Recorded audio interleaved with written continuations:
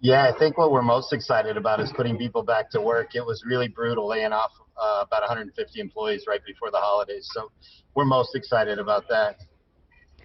So your other hotspot, a Gnome Pub, is, we understand, also reopening. How are you going to manage that? Yeah, yeah, the Gnome will open at 11 today, and they'll be open. We've got outside dining as well as inside dining. Gnome will be open 11 to 10, and Hope opens every day at 8 and goes until 4. We have outdoor dining for people that aren't ready to come inside yet. And then we still have our community kitchen going for hospitality workers on every Tuesday from 9 o'clock till noon to load up on groceries. And explain more about what that is. Yeah, so any hospitality worker in need, we know that right now they just released for December another 400,000 job losses for hospitality workers, almost 4 million from the start of the pandemic. So there's a lot of people, even us, we're only bringing about a third of our employees back. So there's still a lot of need out there. We had a meeting yesterday with our staff, and over half of them still aren't getting unemployment and been denied. So it's really tough out there on hospitality workers. So we've got a fully kind of functioning grocery store where you can come load up on everything from canned goods, dry goods, pastas, meats, breads, all of it. So we know winter can be really tough on restaurants. And how have you been approaching? We know that you're offering, outdoor dining, indoor dining, delivery, right, still, and Yep. pickup. So how are you going to approach the next few months for people who, for instance, are maybe not quite comfortable with coming inside? How are you going to keep them warm? Yeah, we've had lots of folks actually reaching out. We have our giant igloos now that we can use again. So we'll have those igloos that we'll sanitize every time after each use. You can stay outside with those. You have curbside where we'll bring the food directly out to your car if you still don't want to come inside. And we're still doing our drive-in movie theater where you sit in your car and we bring food out to you up at the Gnome. We do that on the weekends up at the Gnome, and that's been selling out almost every weekend. So people that don't want to have any contact at all can still do that. What's your next movie? Do you know yet? This next one, we got to bring it Minnesota, so we're going to do the Mighty Ducks. All right. Oh, yeah, now you're perfect. talking. That's a great idea, and not surprised at all that it sells out. Obviously, 2020 has been a rough year for everyone, more so than others. As we're into 2021 now, and there's light at the end of the tunnel. It's still a little ways to go yet, but Yep. your overall hopes as a chef and a restaurant owner in 2021, and hopefully years beyond that as well.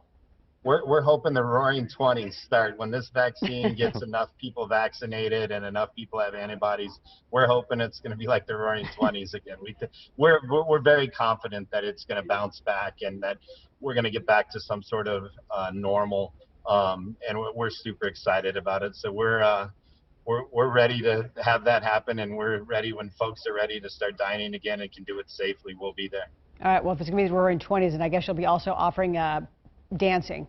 So you got to have that if it's the Roaring 20s. All right, Brian Ingram, thank you so much for joining us and all the work that you're doing to help people out there during this rough stretch. We know 2020, we've said this, felt like a long year. Felt like right? a few years. But planet Earth was doing its part to move us into 2021 as quickly as possible. Scientists say our planet spun faster than normal last year, setting records on 28 different days. Now, we're talking milliseconds here, so you didn't notice anything different. Changes in weather and ocean patterns can affect how quickly the Earth actually rotates each and every day. And did you know that the Earth is, on average, starting to rotate faster? So in a few million years, the average day on Earth will be 23 hours and 59 minutes, Okay. not 24 hours. So Well, there you go. it did seem like we were spinning a little bit, so there's evidence, even though we may not have really felt it. No, and it could not have gone faster. Longer. So it can spin faster in my book.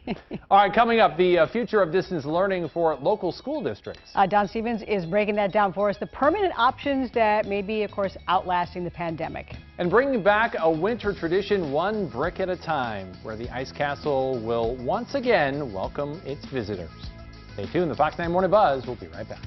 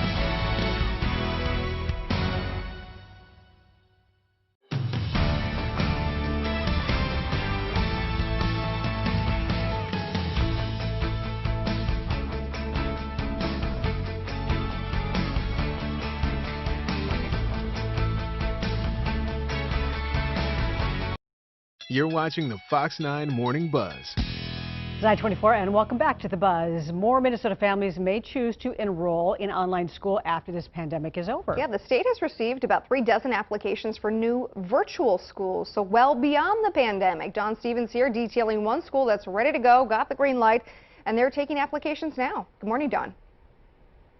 Good morning. That's right. Osseo Area Schools, the state's 5th largest district, accepting applications for their online school through this Friday. So this permanent online school option is for grades K through 12 next school year, regardless of the state of the pandemic. One benefit, the school would provide more flexibility compared to in-person learning. About 650 students have applied to fill the 2,000 spots already. We're seeing a very even distribution in every grade level. So, we're seeing anywhere from 30 to 40 students at every grade level K through 12 that are interested in the program. St. Paul Public Schools say they have a similar plan, and Anoka-Hennepin will have one for elementary school students. Meantime, Minneapolis Public Schools is discussing tomorrow getting their elementary kids back for in-person learning starting next month. So, of course, we'll stay on top of that also. But not a big surprise here for Osseo Area School parents. We knew that the online school some of us are in right now was going to continue. They've been planning it well before the pandemic started. I think that it'll be interesting to hear how many elementary kids sign up for it, just because of the social aspect that they'll have a little bit less of. They'll do their separate social things and gather together outside of the online school, so they'll get a little bit of it, but not as much as being in the classroom all day. But people are definitely interested in it. Oh yeah, something you've been following very closely in your household, Don. I think there are probably a lot of families that kind of wanted an opportunity to see if this was right for them, and they're kind of getting it now. They got it. It's working for some, not working for some. It'll be interesting. All right, Don, thank you. Well, straight ahead, remembering to give your phone a good scrubbing. Look at just how many of us are forgetting to clean our phones. And finding your purpose amid the pandemic. An artist hits the street performing circus stunts. Yeah, pretty impressive stuff, too. We'll show you some of those when The Buzz comes right back.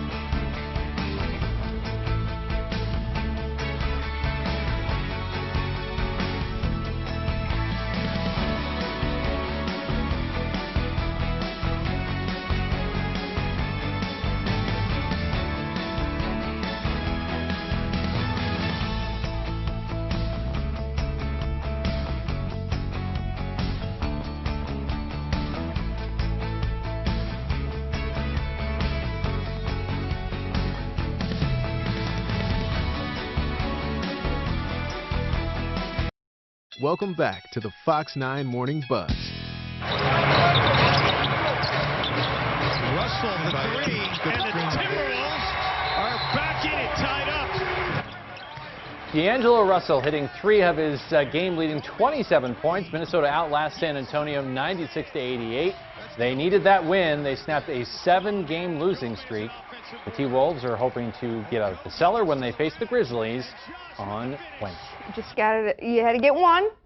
One to get a second, to get a third. Starting to go on. Yeah. All right. We've all gotten pretty good about, washing our hands more often, scrubbing things down a little bit. But what about some of the things we hold all the time, every day? A new survey from YouGov finds most of us don't really think about washing our phones very often, if at all. Nearly half of those polled say they clean their phones anywhere between once a week to once a month. Ooh. About a quarter of respondents clean their phones every day. Less than 10% admit to never cleaning their phone. Oh. Yeah. A study from the University of Arizona once found our phones have 10 times more bacteria than a toilet seat. So I was waiting for that. you always have that caveat, Yeah, right? You always have that toilet seat comparison, I should say. Yeah. When's the last time you guys washed your phone? Today. Actually today. Oh, today. And that's not every day. It's not every day. But I would really like one of those devices where you just put your phone on and it just, in a minute, The little boxes done. you can put stuff in. Yes. And yeah. I want one of those. That's a good idea. Those are Want really one. popular around the holidays. I kind of almost bought one for myself. I know. I was going to buy one for myself too, but maybe I'll buy it for Caitlin and then I'll use it a lot. I don't know. Just make it a habit. So we have to, obviously, we come in and clean our workspaces when we get here. Just use and wipe your phones. That's where I've It's a good idea. gotten into the I habit use baby of. wipes a lot. I don't know if that really does anything. I don't know. Well, either. I mean, if it works for your baby's bottom, then Got to clean off some stuff, right? You'd think. I would hope. Something. I would hope. All right, moving on. Starting today, Delta Airlines will no longer allow emotional support animals on flights. Official documentation will be required for trained service dogs. So the policy change aligns with the Department of Transportation's updated guidance that only allows certified service dogs on its flights. American, United, and Alaska Airlines have also recently announced similar changes. So, yeah, Thank you. I'm sure. Yeah. It was getting a bit out of control. What I remember, it was, Alex, I know you and I did this interview, I think it was like 2 years ago now, maybe even 3, and talking about how so many people were bringing their animals on that were not truly Trained. service or No, service 100%. animals, trained animals, and it was taking away the the legitimacy. significancy and the legitimacy of an actual service dog, and people who need those animals, not just dogs, those animals to Those get other wherever they're going. Pigs and squirrels or whatever people were bringing on airplanes. The And peacock, remember that one? And Yes, also, I was gonna say that. You know, they're not trained. They might be, a threat to other people on a flight or wherever else in public. Biting or Well, not only that, but aggressiveness. like the massive amount of allergies that can create for people that are allergic to dogs and cats. Like you're stuck in a plane. That was a seemingly thing where people just took advantage of. Oh, 100%. A policy that wasn't. Didn't somebody bring a super- goat onto a flight? There was I a swear to God, goat, didn't we there do was- that there was a story? snake, there I'm was a like, I'm peacock. done. I'm done. Yeah. All the things. that was your cutoff right there, the goat. I'm done. All right, also happening today, tickets for the Circus Juventus Winter Show go on sale. 5 shows featuring high-flying performers are scheduled for later this month with a long list of safety protocols in place. Circus Juventus is the largest youth performing arts circus school in North America. Well, in Denver, a restaurant worker is taking to the circus arts after losing his job due to the pandemic, now twice. Known as Sir Prop-a-Lot, the crosswalk juggler stands at the ready waiting for a red light. And once all the vehicles have come to a stop, he puts on his show. He loves being able to brighten up people's day while doing what makes him happy. He says he was recently asked to go back to work when indoor dining is allowed again, but says with restaurant work being so unpredictable because of COVID, he'd rather stick to juggling. Really? So Well, there hopefully you go. people are tipping him, That'd as be if it nice. was like a street, performer. Hopefully Yeah. they're doing that. Sir I'd Prop-a-Lot. watch. I like the name. Sir Prop-a-Lot. There's Mix-a-Lot, now there's Prop-a-Lot. Yes. One of the most famous tourist landmarks in California is having to reduce its hours for the time being. Officials are closing the Santa Monica Pier in Southern California in an effort to ease the spread of the coronavirus. The pier will be closed each weekend in January, but that could be extended During that time, the famous Ferris wheel, the roller coaster, and all the other rides on the pier will be closed. The city hopes the move will discourage people from gathering in groups. Being a local here, living here all my life, I want to come down, escape from, whatever reality we're in right now. But at the same time, we have to do what we have to do to stop the spread. I like to take my daughter to the pier, so it's kind of going to be a bummer that she can't come out here with the little things we have to do. Well, it's just temporary. The city of Santa Monica has also enlisted the help of health ambassadors to make sure non-essential businesses are not operating and people, of course, are wearing masks and social distancing. The situation in California, I have family in San Diego, is so serious right now. I mean, I can't imagine. And what's surprising to me, I mean, obviously some of those cities are large and there's a lot of people, the population is high, but there are opportunities, plenty of them, to be outside. And you'd think, like, of all places, here in the Midwest, the Northeast, where it's cold, would be a bigger problem, but California and some of the southern cities really doing poorly. Yeah, they're struggling big time. All right, coming up here, the NFL playoffs are now down to 8. We've got a look at all of the matchups. Including a football first, why Saints coach Sean Payton got a slime bath right there after beating the Bears. Stay tuned. The Fox 9 Morning Buzz will be right back.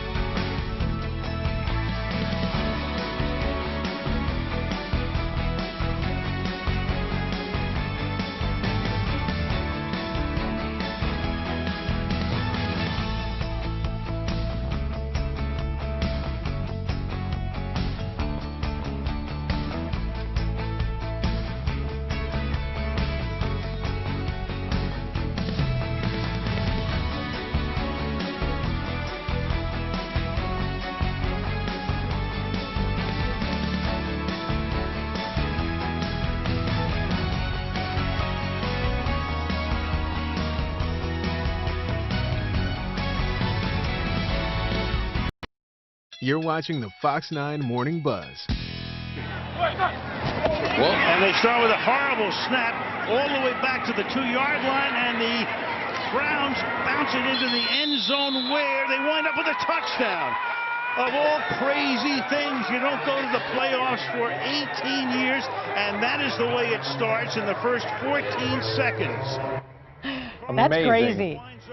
The Cleveland Browns jumping on the Pittsburgh Steelers in the opening minutes. They were up 28-zip in the first quarter. Cleveland without head coach Kevin Stefanski due to COVID-19 protocols. The Viking alum had another former purple and gold fill in for him, and that's Mike Pfeiffer. And so the Browns would go on to win 48-37. All right, earlier in the day, this is another big story. We've talked about this morning. Football fans getting more bang for their buck as the Bears and the Saints duked it out on Nickelodeon. Yeah, Nickelodeon. CGI slime cannons were used after every touchdown. There it is. There's the slime. Social media reaction on this has been pretty mixed. Some fans said they could only watch it for a couple of minutes. Others loved it. Not all the slime, though, was fake, as head coach Sean Payton found out. Yeah, the Saints posting on Twitter, there he is. He keeps his promise, getting slimed after winning the game. And we should note, obviously, there was a version on Nickelodeon, and then there was like the more, traditional version of watching the game and the commentators and that kind of thing on CBS. So the idea, the NFL was trying to get to, obviously, the younger generation and families watching it. I don't know if either of you watched it. I watched it for like a good 4 or 5 minutes. And I said to my husband, I was like, what is this? And he's like, fear not, switch to CBS. And we switched to CBS. So, I mean, props to them for trying something different, I guess. Bringing the kids in, they see slime, and they're like, yeah, mommy, daddy. But it was, if you wanted to watch football, that was not the one to watch. That's fair. But if you didn't want to watch football, for the watch, record, and I can't remember what it's made of off the top of my head, and I knew I was going to fail at this, but the slime actually tastes very good. Oh, Just really? throwing that out there. You can Google it. It's made of. You can eat it? You can eat it. It's totally edible, and apparently, like when people get slime, they end up eating a bunch of it because it's actually pretty good. Oh. Didn't know. That took an interesting turn. Now you know. Not expecting now that. You know. So kids at home, I guess use that at your next dinner party. We've made it plenty of times in our house. I can tell you that was not tasty. Not that kind of slime. It was tried. All right, all 8 remaining teams, by the way, will face off in the divisional roundup this weekend. All right, after a first-round bye, the Packers will face the Rams on Saturday, followed by the Ravens and the Bills. On Sunday, the Browns will take on the reigning Super Bowl champs, the Chiefs, followed by Brady and the Buccaneers taking on Drew Brees and the Saints. Both NFC games can be seen right here on Fox 9. Be a fun football weekend. All right, 9:41 coming up. A royal winter awaits where the ice castles are on the rise. And a new streaming series taking viewers by storm. After the break, we are talking with 2 of the big-time stars on Netflix's drama Bridgerton. It's super popular. Stay with us. You're going to watch this. You're going to want to watch this. We're coming back with The Buzz.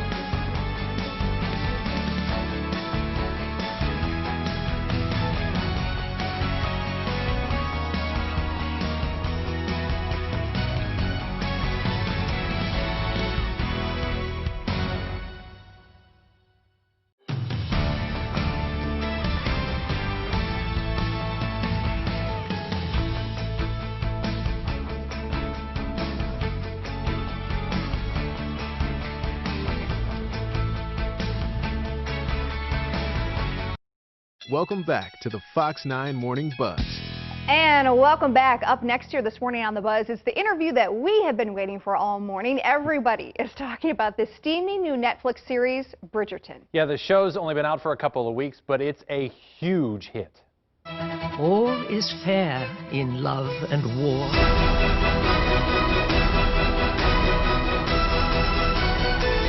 Miss Daphne Bridgerton. Yeah, Bridgerton takes place during the Regency era in England, where 8 close-knit siblings of the powerful and very wealthy Bridgerton family attempt to find love. And this morning we're chatting with a couple of the stars. Joining us live is Phoebe Dynevor and Rege-Jean Page. Good morning, guys. Morning. Hey, good morning. All right, so the show came out on Christmas, so it's only been a couple of weeks, and it's pretty much all anyone that has Netflix can talk about. So how does it feel to go from, you know, putting the show together to all of a sudden it being out and that's all anyone's talking about? Has it sunk in yet?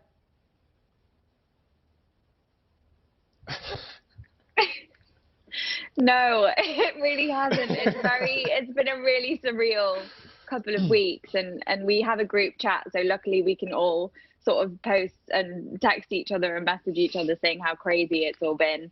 But we had a real intense 7 months of working on the show, and then of course, you know, the pandemic happened, so we were in lockdown, and then suddenly our show was out. So it's been quite a crazy whirlwind, and we're just so happy that it's doing well and people are enjoying it, and it's giving people joy in this strange time that we're living in. It sure is. It's giving people joy. It's giving them maybe flushed cheeks. I will say it's not a show to have the kids in the room, as I learned this weekend. Without giving too much away, why do you think this show, as we mentioned, it's only been out for a couple of weeks, but instantly it was a hit. Why do you think people are finding so much joy in this, and why do you think they're loving it so much?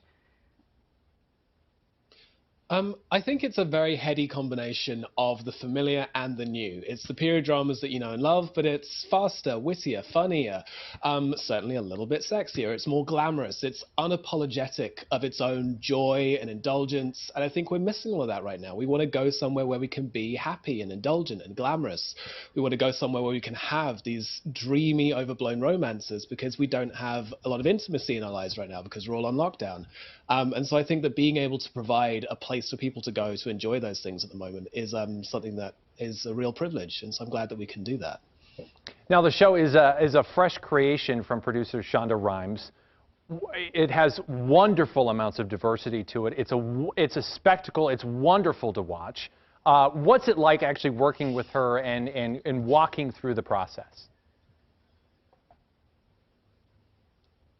I think the spectacle is very real. I think Phoebe and I often talk about that first big dance sequence at the end of episode 1, and you do just kind of live through that. The fireworks are going off, the lights are dazzling, you're literally seeing that reflected in your dance partner's eyes, and you do have these very surreal moments of very real magic on set. So certainly that part is overwhelming before you even get to broadcast. And I can't remember the second half of the question. Maybe Phoebe can. No, I think it was about Shonda, but I think all the elements that she brought to the table, and you know, the fact that the women in the show have agency, and there are so many modern aspects to the show that I think just makes it really relatable and fun for people to watch. So it was a joy working with a company that I think brought so much to the table in that sense, and it's so witty and fast and quick, and it was just a real blast to film. Yeah, and then you have Julie Andrews voicing it too. That's okay. You bounce off of each other. That's how you do a Zoom interview, right? Yeah. But you talked about that too. So you went through the shooting of it, and then basically it's all put on hold. And then you know, I would imagine you read the script, you feel passionate about it, but then you're kind of just like waiting and hoping people like it. What's that like? Yeah, I mean, it was kind of a crazy journey in that sense, and I think we knew that the books were so loved beforehand, so we had a real audience before that was so excited about seeing, you know, the actual show. So I think we were really doing it for the fans and hoping that the fans of the books would love it. And then, of course, when it came out, we've got this whole other audience and bringing more people to watch it. So I think it's such a joy in that sense. Okay, quickly, we're running out of time. Are we going to go from Duke to Special Agent? Or what do we think? And the rumors out there, James Bond. Can you give us a sneak peek? Anything? I think rumors are rumors, and as far as rumors on the internet go, that's definitely one of the more pleasant ones, so I'll take it. Well said, well said. That is the best PC answer I've heard in a long time. Your publicist and agent is saying, well done. Yeah. You guys, thank you so much. Best of luck in everything. We really appreciate it. You've got two fans here, and I know a lot watching. Bridgerton is now streaming on Netflix. Definitely check it out.